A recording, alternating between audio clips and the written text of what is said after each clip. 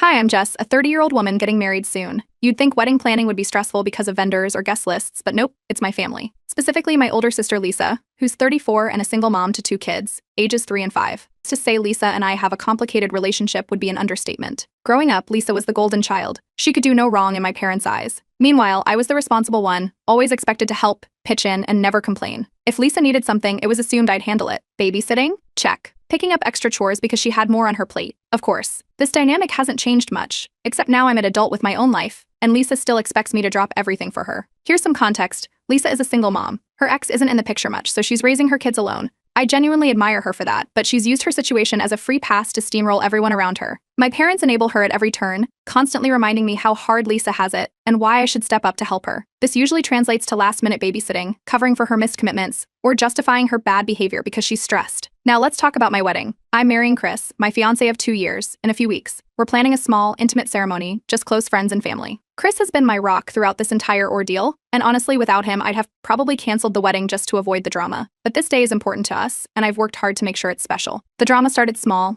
as it always does. Lisa made offhand comments about how hard it would be to manage her kids during the wedding. At first, I didn't think much of it. I figured she'd bring them along, and we'd figure something out. But then the comments kept coming. She'd joke about how exhausting weddings are for kids, how it's not like I have anyone to help me, and how it'd be nice if someone could just watch them for a bit. I saw where this was going, but I tried to ignore it. One day, she made it explicit. Lisa called me while I was finalizing plans with my wedding coordinator. She casually mentioned that she was planning to book a spa day the morning of my wedding. Confused, I asked how that would work with her kids. She laughed and said, "Oh, I figured you'd watch them while you're getting ready. You're good at multitasking." I thought she was joking. She wasn't. I told her flat out that wouldn't be happening. I'm the bride. I'll be getting my hair and makeup done, spending time with my bridesmaids, and, preparing to marry the love of my life. She brushed it off, saying we'll figure it out like it was no big deal. This was my first real red flag. Then came the babysitting history. Over the years, Lisa has treated me like her personal childcare service. There were countless times she'd drop her kids off with little to no warning, expecting me to cancel plans to watch them. Once, she left them with me for an entire weekend because she needed a break. I love my niece and nephew, but I've had to miss birthdays, dates, and even job opportunities because of her lack of planning. This time, I decided to set a boundary. I told her I wouldn't be available to babysit on my wedding day. Lisa immediately flipped the script, accusing me of being selfish and inconsiderate. She started with the guilt trips. "Do you know how hard it is to be a single mom? And you've always been so lucky, Jess. Can't you do this one thing for me?" My parents chimed in too, suggesting I help Lisa out because she has it so hard. The audacity didn't stop there. A week later, Lisa asked me to hire a babysitter for her kids when I told her that wasn't in my budget because, hello, weddings are expensive. She suggested I cut back on something unnecessary to afford it. She even hinted that I should adjust my guest list to include fewer people so I could cover her babysitter. At this point, I was floored. Chris has been incredibly supportive. He told me I need to stand my ground and not let Lisa ruin our day. My best friend, Amber, agrees, and she's even offered to help manage any drama on the wedding day. But the stress is getting to me. Lisa keeps acting like I'll eventually cave, and my parents are no help. They keep telling me to keep the peace and remember that family is everything. The final straw came when Lisa casually mentioned that if I didn't figure something out, she might not come to the wedding at all. At first, I thought she was bluffing, but now I'm not so sure. It's heartbreaking that my own sister is making this about her instead of celebrating my happiness. I turned to Reddit because I honestly don't know if I'm being unreasonable. On one hand, I feel guilty. Lisa is my sister, and I love her kids. On the other hand, this is my wedding, and I deserve to have one day where I'm not catering to her demands. Am I wrong for saying no? Update 1. After my first post gained some attention, I didn't expect the situation to escalate so quickly. But with Lisa, things rarely simmer down, they boil over. The very next day, I got a message in the family group chat. Lisa wanted to have a family discussion about my wedding.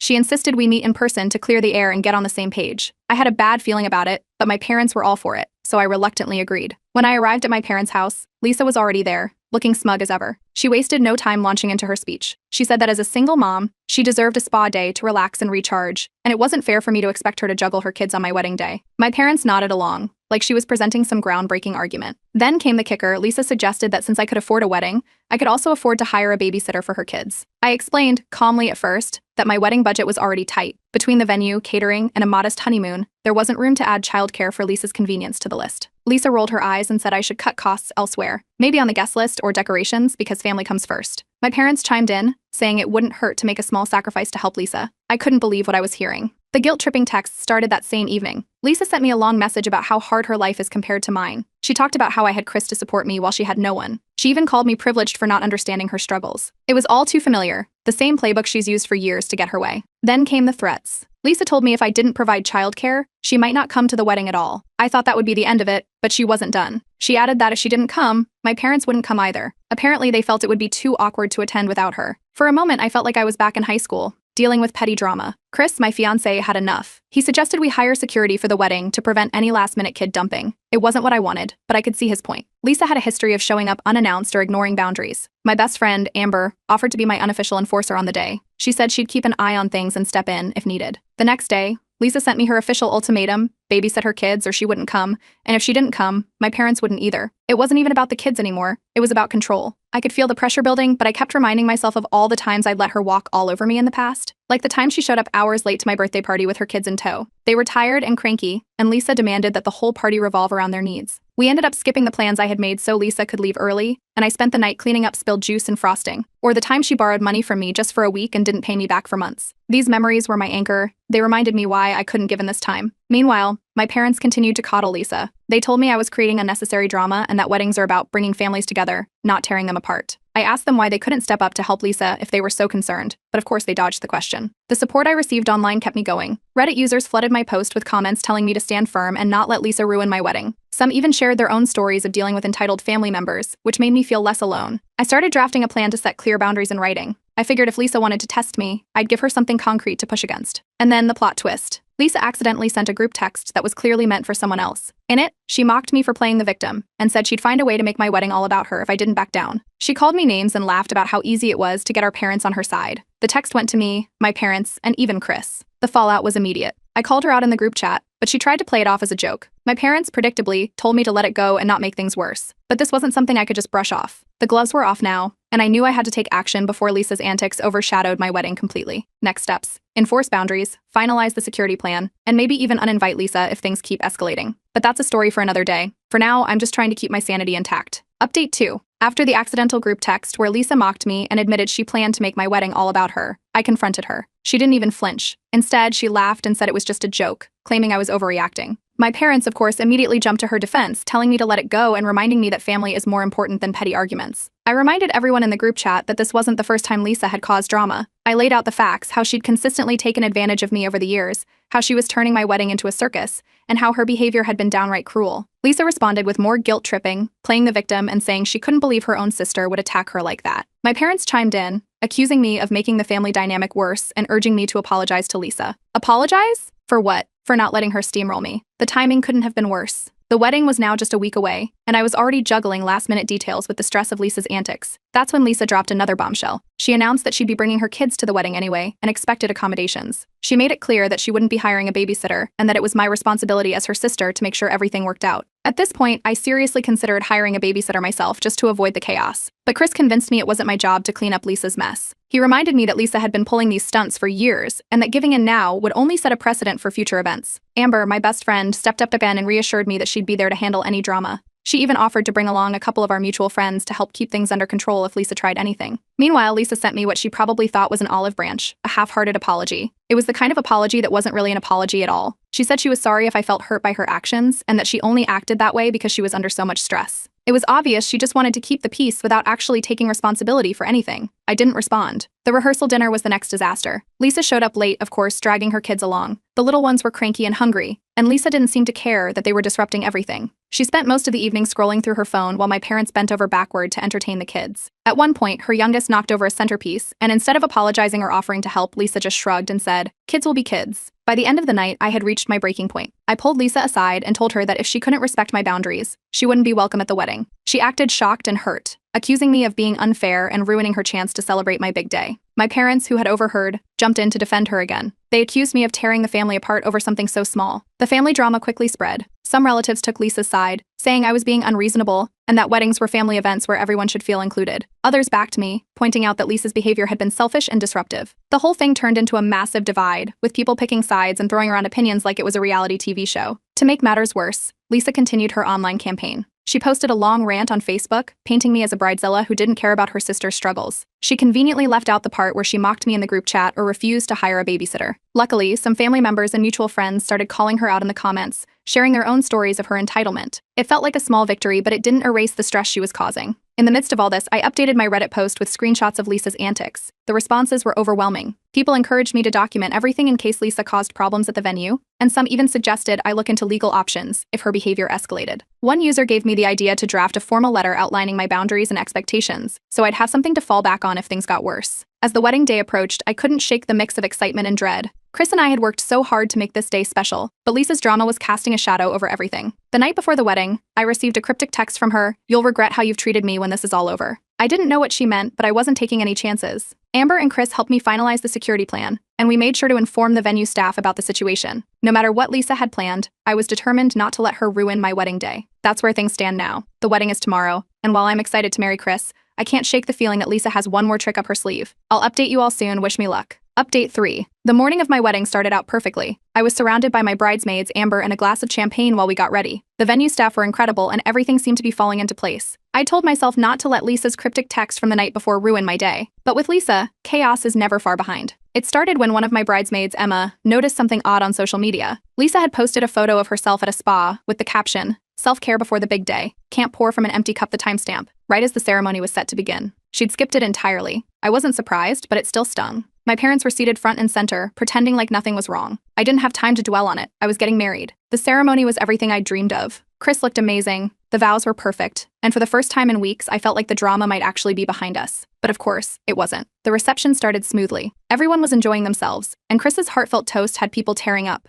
That's when one of the venue staff approached Amber and me with a concerned look. She quietly explained that a woman was trying to get into the reception with 2 small children and was arguing with security. I didn't need to ask who it was. Lisa had arrived. She hadn't RSVP'd. She wasn't on the guest list. And yet, there she was, demanding to be let in with her kids in tow. The security team, who had been prepped about the situation, stood firm. Lisa's voice grew louder, and soon, guests started noticing the commotion. Chris went to check on things, but Amber insisted on handling it herself. She intercepted Lisa before things could escalate further. Outside, Lisa was full-blown yelling. She claimed that as my sister, she had a right to be there, and that I was alienating her and her kids from the family. She made a scene, shouting that it wasn't her fault she couldn't find a babysitter, and accusing me of being cold and selfish. The kids were crying, which only added to the chaos. At one point, Lisa even told security that if they didn't let her in, she'd call the police. Meanwhile, inside, guests were starting to whisper. My parents slipped out to join Lisa and immediately sided with her. They told security to let her in because she's family and argued that her behavior wasn't a big deal. Chris and I stayed calm, sticking to the plan we'd made. Security politely but firmly denied her entry and asked her to leave the property. Lisa didn't leave quietly. She stood outside the gates and called me every name in the book, loud enough for some guests to hear. Eventually, one of the venue staff threatened to call the authorities, and that's when Lisa finally left, dragging her kids with her. My parents stormed back inside, clearly furious. They approached me, saying I'd embarrassed the family and ruined Lisa's day. I reminded them it was my wedding day, not hers, and walked away before the argument could go any further. Thankfully, the reception picked up again. Chris's second speech reminded everyone why we were there, to celebrate love and new beginnings. Guests rallied around us, sharing their support and helping us move past the drama.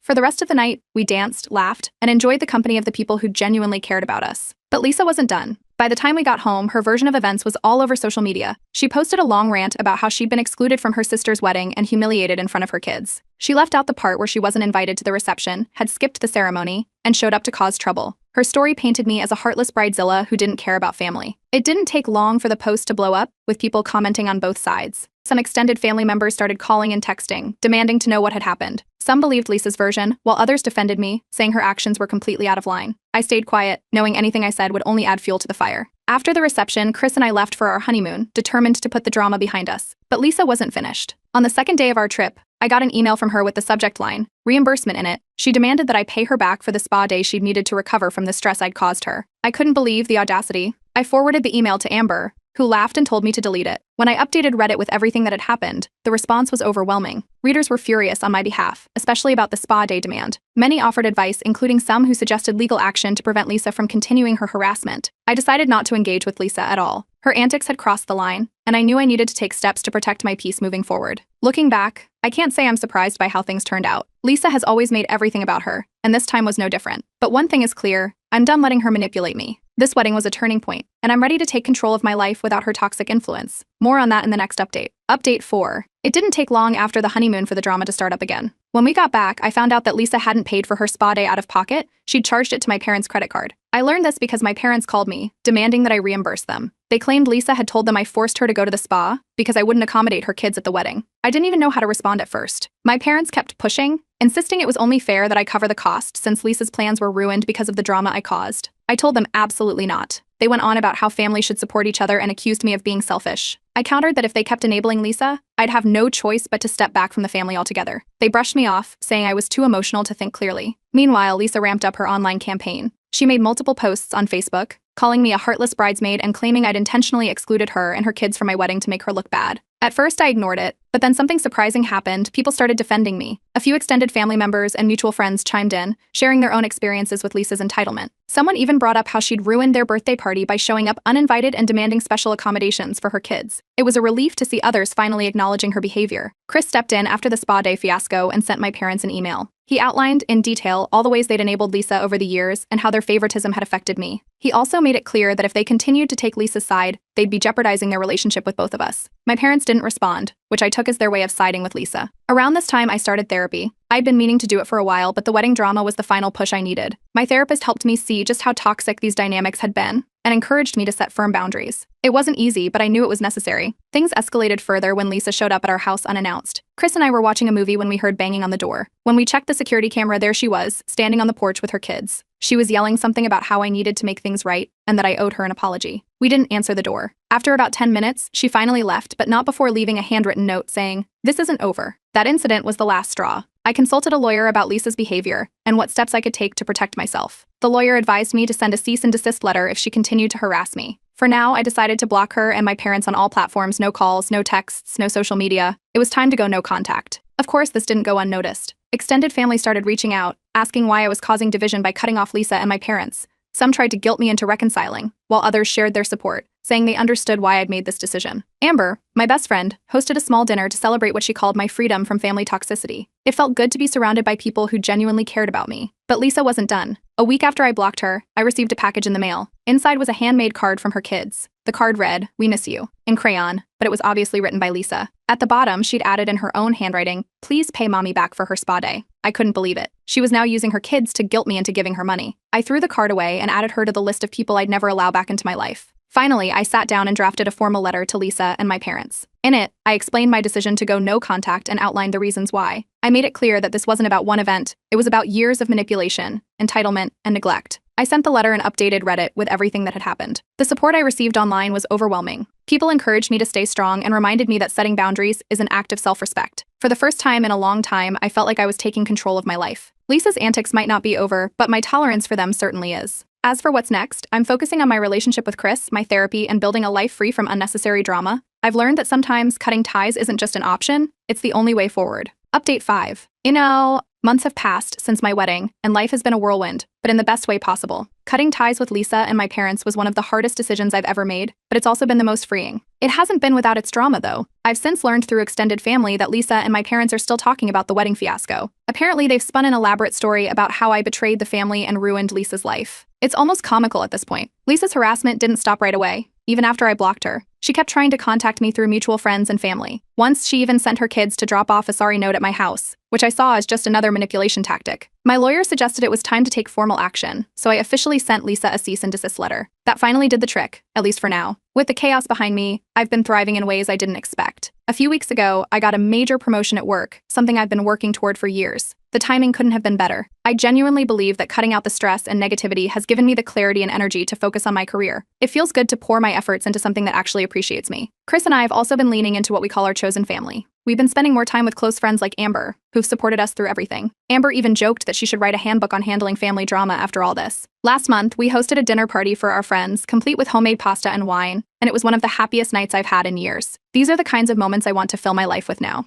Therapy has been another game changer. My therapist has helped me unpack so much decades of guilt, feelings of inadequacy, and the toxic dynamics that Lisa and my parents thrived on. I've started to recognize my own worth and stopped feeling like I have to set myself on fire to keep others warm. For the first time, I'm not just surviving, I'm living. As for Lisa, I've heard through the grapevine that her antics are starting to backfire. Extended family members are pulling away from her and even my parents, citing years of favoritism and toxicity. Someone told me that my parents are growing frustrated with Lisa's constant demands and entitlement, especially now that I'm no longer their fallback plan. It's ironic, but I'm not losing sleep over it. A few weeks ago, I got an email from my parents. It was a weak attempt at an apology. They admitted they'd maybe made some mistakes but quickly pivoted to how families should stick together and how they'd like to move forward. I didn't respond. I've learned that some doors are better left closed. My journey has resonated with more people than I ever imagined. Updating Reddit about everything has been both cathartic and eye-opening. Readers have shared their own stories of toxic family dynamics, and many have thanked me for giving them the courage to set boundaries in their own lives. It's incredible to see how a platform like this can bring people together. Chris and I have also started volunteering at a local organization that supports single parents. It feels good to give back, especially to those who genuinely need help without demanding it or expecting others to fix their problems. It's been a humbling and rewarding experience, and it's become a meaningful part of our lives. The divide in my family has only grown. Some relatives have outright cut ties with Lisa and my parents, while others still try to guilt me into reconciliation. But I've stopped letting their opinions weigh me down. My wedding may have been the catalyst, but this decision was a long time coming. On a lighter note, Chris and I recently celebrated our one-year wedding anniversary with a quiet vacation in the mountains. No drama, no interruptions, just us, a cozy cabin, and lots of wine. It was the perfect way to reflect on how far we've come and how much we've built together. During that trip, I ran into an old friend from high school who knew Lisa. We got to talking, and she casually mentioned how Lisa had a reputation for being demanding and entitled even back then. It was a strange but validating moment, proof that Lisa's behavior wasn't just in my head. This year, Chris and I decided to start a new holiday tradition. We're hosting a family of choice dinner,